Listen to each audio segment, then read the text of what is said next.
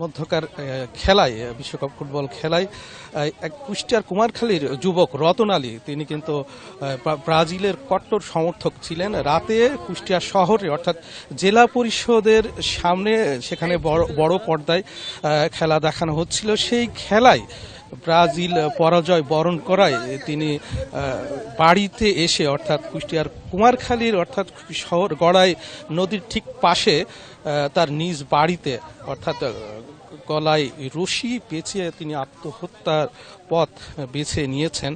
এমন সংবাদে আমরা এখন এই মুহূর্তে কুষ্টিয়া সেই অর্থাৎ রতন আলীর বাড়িতে রয়েছি এবং এই ঘটনার পর থেকে সেই বাড়িতে এক হৃদয় বিদারক ঘটনা কিন্তু জন্ম ঘটেছে এবং বিভিন্ন অনেক মানুষ অর্থাৎ সমবেদনা জানাতে তারা কিন্তু এখানে এসেছেন। আমরা যেটি স্থানীয় পুলিশের সাথেও কথা বলেছি কিছুক্ষণ আগেও, কুষ্টিয়ার কুমারখালী থানার অফিসার ইনচার্জ আমিরুল ইসলাম তিনি এসেছিলেন এবং তিনি তার কাছ থেকে যেটি জানতে পেরেছি যে রতন আলী একজন শ্রমিক ডে লেবারের কাজ করতেন, কিন্তু তিনি ফুটবল দলের অর্থাৎ তার প্রিয় দল ব্রাজিলের কট্টর সমর্থক ছিলেন এবং তার দল যখন রাতে পরাজয় বরণ করে ঠিক তখন এই পরাজয়ের গ্লানি আসলে তিনি সহ্য করতে পারেননি। এ কারণেই তিনি আত্মহত্যার পথ বেছে নিয়েছিলেন। আমরা একটু বেশ কয়েকজনের সাথে একটু কথা বলার চেষ্টা করব যে আসলে ঠিক কি কারণে আত্মহত্যা করেছেন। আমরা একজন স্থানীয় বাসিন্দা, আমরা একটু এখানে তো আসছেন, আসলে কি কারণে আত্মহত্যা করেছেন বলে প্রাথমিকভাবে যেটা জানতে পারি। ডিপ্রেশনে কোথায় ব্রাজিলের দল করে, সে রাত্রে খেলা দেখতে গেছিল, কুষ্টিয়াতে খেলা দেখে এসে ব্রাজিল হেরে গেছে। আপনার হলো বন্ধু বান্ধব টোলমোল মারছে যে হেরে গেছে, ওই ডিপ্রেশনে ইগোত লেগে কোথায় এই কামটা কোথায় পর্যায়ে চলে আইছে। আমরা একটু আরো একজন সাথে একটু কথা বলার চেষ্টা করব। আপনি তো এখানে আসছেন, শুনলেন, দেখলেন, এটা কি শুনলেন জানলেন একটু যদি। মূলত যেই ছেলেটা মারা গেছে সে হচ্ছে ব্রাজিলের বড় একটা ফ্যান। ওর গত রাতে নরওয়ে ব্রাজিলের খেলা হয়, ও হচ্ছে জেলা পরিষদে খেলা দেখতে যায়। নরওয়ে 2-1 গোলে জিতার পর বন্ধু বান্ধবরা অনেক টোল করে, টোলটা সে সহ্য করতে না পেরে বাড়িতে এসে আত্মহত্যা করে। সবাই যারা আসছেন বা তার প্রতিবেশী বা তার বন্ধু তারা সবাই একই কথা বলছেন এবং তিনি কিন্তু একজন কট্টর সমর্থক ছিলেন। আমরা একটু তার মায়ের সাথে একটু কথা বলার একটু চেষ্টা করব। একটু আসলে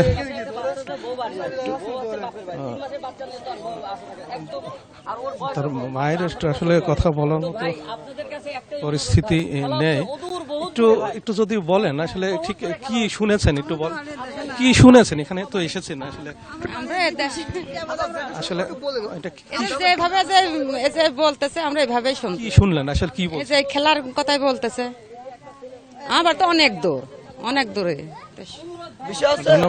একটু যদি বলেন বিস্তারিত। বিশেষ ওনারা যখন শুনেছে একটা খেলা, একটা বিনোদনের বিষয় নিয়ে একটা মায়ের সন্তান হারা গেছে, তাদেরও তো সন্তান আছে, সে চাচ্ছে না যে এই খেলার জন্য, খেলা হচ্ছে এক দেশে আর এই দেশে এসে আমার সন্তান হারাবে। খেলা মানে কি ভাই, বিনোদন না, এটা আনন্দ জিনিস, এটা তো মরার জিনিস কিছু না।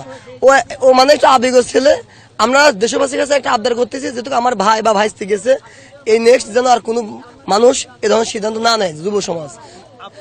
কি ঘটনা ঘটেছিল বা তার সম্পর্কে কি জানেন? তিনি কি ব্রাজিলের কট্টর সমর্থক? সে ফ্যান।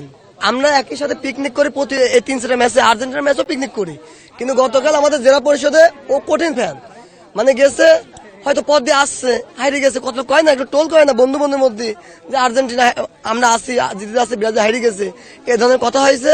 তখন ও আবেগে যে আমরা বিষয়টা হাইরে গেছি, ওই পেশাটাও নিতে পারিনি, না নিয়ে বাইতে আসি কেমন যেন করতেছিল, করে ধরেন সুইসাইড করার চেষ্টা করেছে, কিন্তু এটা করতে দেওয়া হয়নি। ও ধাক্কা মেরে ফেলা দেওয়ার পরে আমরা সবাই নিয়ে যাওয়ার সময় নগর পাত থেকেও জীবিত, পরে যে লাবরেটর মনুষ্য যে বিআরবি লাবরেটরের পাশে যে হচ্ছে তুফাত জেল হেলকে নিয়ে যাওয়ার পরে শুনতেছে ও মানে যে হৃদপিণ্ড রোগ যাকে বলে হার্ট অ্যাটাক আমরা বলি, ও অ্যাটাক করেছে।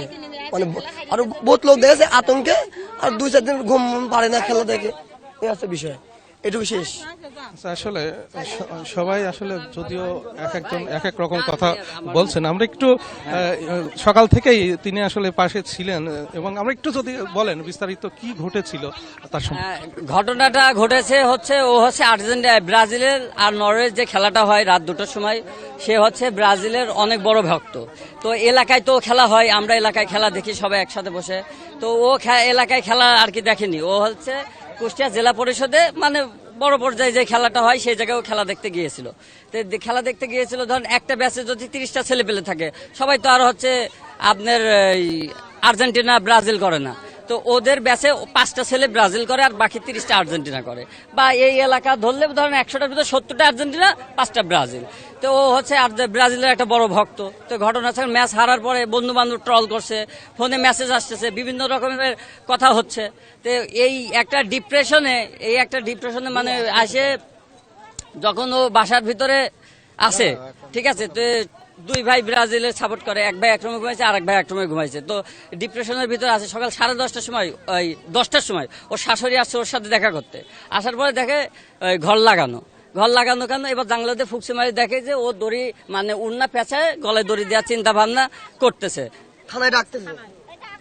আসলে তারা কিন্তু তাদের বর্ণনার মতো আমরা যেটি জানছিলাম যে ওইরকমই একটি ঘটনা, যে ব্রাজিল দলের একজন কট্টর সমর্থক ছিলেন রতন আলী, এবং ঘটনার অর্থাৎ যে সময় তিনি আত্মহত্যার পথ বেছে নেন, এখানে একটা নতুন কিছু তথ্য পেলাম। যদিও আমরা পরাজয়ের গ্লানি সইতে না পেরে আত্মহত্যা করেছেন বলে আমরা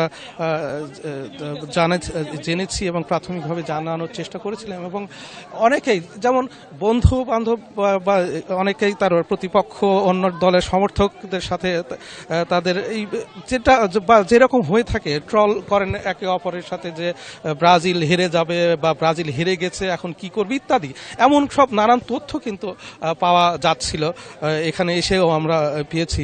এবং একটি বিষয়, ওই পরিবার অর্থাৎ রতন আলীর পরিবারের অনেকেই কিন্তু আর্জেন্টিনার সমর্থক, এবং তারা একসাথে বসে খেলা দেখেন, একই জায়গায় খেলা দেখেন, এবং তারা খুব মজা করতেন।